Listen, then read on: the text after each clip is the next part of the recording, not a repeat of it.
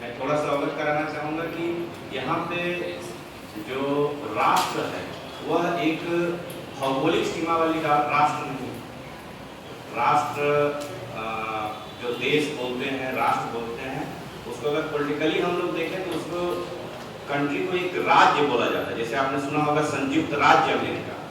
संयुक्त राष्ट्र अमेरिका नहीं बोला जाता है। इसलिए टॉपिक को बड़ा सिलेक्टिव रखा गया है। राष्ट्र का मतलब होता है इसमें सांस्कृतिक, राजनीतिक, आर्थिक, शैक्षणिक, वैचारिक इस सभी संकल्पनाओं को समेटे हुए, जो हमारी विरासत है उसको समेटते हुए जिस एंटिटी का निर्माण होता है उसको हम लोग बोलते हैं राष्ट्र। ये है, तो यह राष्ट्र का जो परिभाषा है उसमें मीडिया की भूमिका की बात की गई। अर्थात आप सिर्फ सूचनाओं के आदान प्रदान के लिए नहीं है, आप कारण कि आपकी जो भी चीजें आती हैं उसको सूचना के रूप में है, जिस भी रूप में है उससे एक व्यू बन जाता है, एक दृष्टिकोण। उसको अगर हम मोटे बात में कहें तो आप लोग एक तरह से दृष्टिकोण निर्माता होते हैं। तो आपकी इस भूमिका को आज परिभाषित करने के लिए यह संगोष्ठी आयोजित की गई। तो इसमें मेरी अपेक्षा ये होगी, मैं जितना जानता हूँ उसमें तो उसमें होगा कि राष्ट्र निर्माण में जब आप योगदान दें तो सिर्फ सूचनाओं तक सीमित न रहें, आप सूचनाओं को नॉलेजेबल बनाएं। जैसे आप कोई घटना हुई उसको तो आप बता ही रहे हैं, लेकिन आपके क्षेत्र में घटना नहीं हुई तो प्रेस की भूमिका समाप्त नहीं होती है। आपके यहाँ बहुत सी ऐसी चीजें हो जिनको कि आप अगर वहां पे रिसर्च कर लें, जिसको आप लोग कभी कभी कुछ पत्रकार बंधुओं से मेरी बात होती है तो बताते हैं कि सर हम इस पे काम कर रहे हैं, जैसे कोई उंगा पे काम कर रहा है, तो उंगा पे कोई जरूरी नहीं कि कोई घटना होगी तब आप उंगा पे काम करें। उंगा अपने आप में एक ऐतिहासिक विरासत है, सही है, लेकिन सच को सच दिखाने में भाषाई जो प्रयोग है उस पर जरूर संतुलित रहे। जैसे एक मतलब थोड़ा सा और उदाहरण है, जैसे मैं अपनी माँ को कहूँ कि मेरे पिता की पत्नी, ये बहुत खराब लगेगा, और उसी को मैं माँ बोलूंगा, दोनों एक ही है। तो हर चीज को निगेटिव मतलब जो तथ्य अगर प्रस्तुत करना भी चाहते हैं तो उसमें भाषाई मर्यादाओं का हमेशा ध्यान रखें, ये मेरी गुजारिश है। उसको सेंसेशन मत क्रिएट करें। और जो आज कंपटीशन का दौर है तो उसमें फास्ट बहुत होते हैं, हम लोग बहुत तीव्र गति से सूचनाओं को हम लोग लेना चाहते हैं कि आए सूचना तुरंत दे दें। थोड़ा सा ठहरिए, ज्यादा नहीं, थोड़ा सा ठहरिए। उसको जैसा ये प्रियदर्शी जी बता रहे थे कि किसी चीज को जब पुष्टि हो जाती है तो हम लोगों के लिए भी सही होता है, तो उसमें ठहराव जब लाइएगा तभी पुष्टि हो पाएगी। अपेक्षा आप लोग क्या करते हैं, जैसे कोई घटना हुई तुरंत जैसे हमारे पास फोन आया, हम भी आपको, यह जरूरी नहीं कि हम उस घटना के बारे में हमको जानकारी है लेकिन हम भी स्वयं पुष्ट नहीं है, हमको भी उसके कई एंगल हो सकते हैं। एक उदाहरण दे रहा हूं, जैसे अगर एक गाड़ी में हम लेके जा रहे हैं, कोई व्यक्ति एनएच पे जा रहा है, गाड़ी में जा रहा है और उसको हार्ट अटैक हो गया, उसकी डेथ हो गई, डेथ होगा, गाड़ी तुरंत रुकेगी, वो गाड़ी रुकेगी, उसके पीछे 2-4 गाड़ियां रुक जाएंगी। अब उसमें आप हमसे पूछे कि सर एनएच पे डेथ हो गया है, एक्सीडेंट हो गया है, क्या हुआ है, तो हम कैसे आपको बोले, क्योंकि प्राइमर फेसी दिमाग में यही जाएगा कि एनएच पे डेथ हुई मतलब एक्सीडेंट हुआ होगा,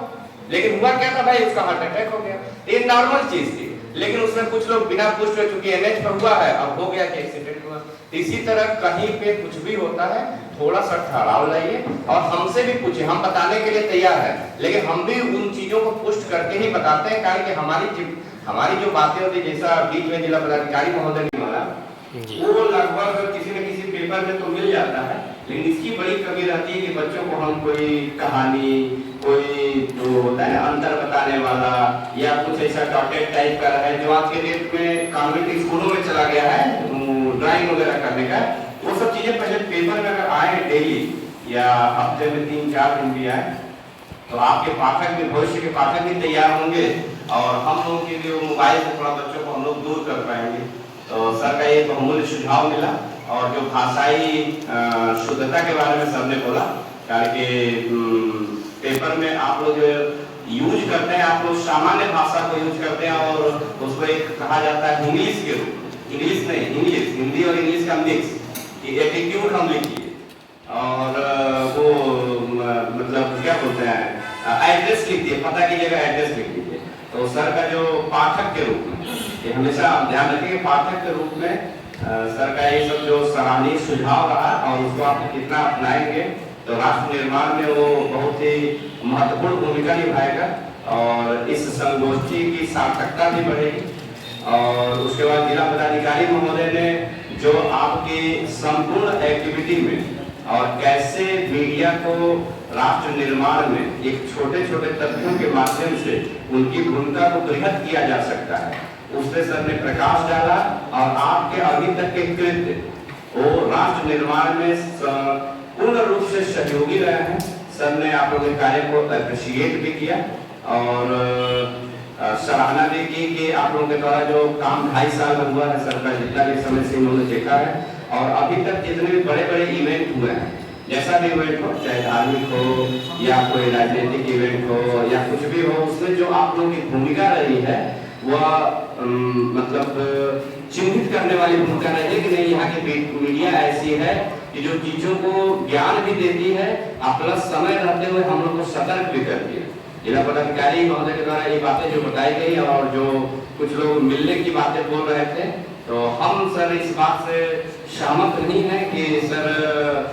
से लोग मीडिया वाले लोग मिलते नहीं हैं, कारण कि हमारा जो अनुभव रहा है इसको अन्यथा मत लीजिएगा मोगा जी। मेरा जो अनुभव रहा है सर, यहाँ पे जितने लोग साथ मैं काम किया हूँ, जितने जिला पदाधिकारी में, और सर मेरे कार्यकाल में पहले जिला पदाधिकारी हैं कि सबसे ज्यादा लोगों से मिलते हैं। कोई भी हो, कोई भी व्यक्ति हो, कभी कभी सर से जो लोग मिलते हैं उसके बाद हम लोग के पास आते हैं, हम लोग के पास बहुत संख्या बढ़ जाती है। तो इस बात से मैं थोड़ा सा वो रहूंगा, आप थोड़ा समय निकालिए और मिलना और एकदम समय से 10:30 बजे पहुंचे, सबसे मुलाकात हो जाएगी, कारण कि उसी समय में बहुत से काम रहते हैं। तो सर के द्वारा ये देखिए सर की महानता देखिए कि आपने बोला और सर ने उसको तुरंत स्वीकार भी कर लिया, लेकिन मैं इस चीज से नहीं सहमत हूँ। और बाकी आप लोगों के द्वारा बहुत सी अच्छी अच्छी बातें बताई, हम लोगों के द्वारा भी, सर के द्वारा भी, और परमेंद्र मिश्रा जी, विकास जी, सुजीत जी, विपुल जी और बाकी सामने जितने भी लोग हैं, सबका नाम तो मैं नहीं ले पाऊंगा, याद है सबका, लेकिन आप लोग आए, बड़े खुशनुमा माहौल में यह संगोष्ठी संपन्न हुई। और अगले साल तो मिलेंगे ही मिलेंगे, लेकिन सर ने जैसा प्रॉमिस किया है कि बीच में भी ऐसी चीजें आएंगी कि हम लोग मिले और सूचनाओं का आदान प्रदान एकदम इसी तरह स्वस्थ वातावरण में हो। और एक जो आप लोगों की पढ़ाई का बिंदु था, आप लोगों ने भी उसको चिन्हित किया होगा कि सर लोगों को, हम लोगों को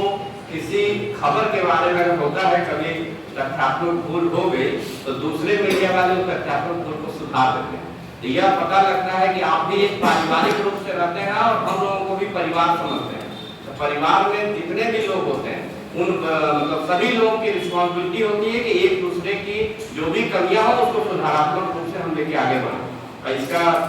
इस संगोष्ठी का सबसे बड़ा प्रतिफल यही होगा। इसी के साथ पुनः आप लोगों को राष्ट्रीय प्रेस दिवस की हार्दिक शुभकामना और हृदय से आप लोगों का अभिनंदन है कि आप लोग इसी तरह करें और हम लोग हमेशा मिलते रहें।